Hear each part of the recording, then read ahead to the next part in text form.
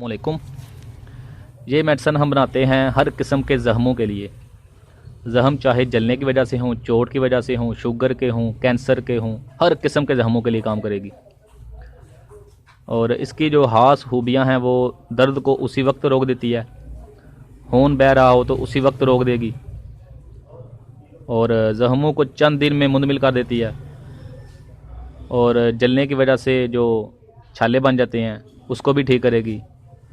और एक और इसकी ख़ास बात है कि ये निशान नहीं पड़ने देगी। जो निशान पड़ जाते हैं चोट की वजह से, जलने की वजह से, वो नहीं पड़ने देगी। इसके जो अज्जा हैं वो होम्योपैथिक मेडिसन है। आर्निका 200 में, हाइपरिकम 30 में, कैलेंड्यूला क्यू में, कैंथरस क्यू में, फेरमफास 30 में, स्लेशिया 30 में। इन सब में से 10-10 ड्राप ले लें और एक ड्रापर में डाल लें, और इसके अंदर फटकड़ी सफ़ेद पीसी हुई 1 ग्राम लेकर डाल लें और इसको हल करें। 10 से 15 झटके दे लें तो हल हो जाएगी। और बाकी जो ड्रापर हाली हो उसमें पानी डाल लें, साफ़ कशीद किया हुआ साफ़ शुदा पानी, और इसको हल करें तो आपकी मेडिसिन तैयार है। ये आप घर में भी बना सकते हैं, और हर घर में ये मेडिसिन होनी चाहिए। आसान है बनानी भी, और इसका रिज़ल्ट बहुत अच्छा है।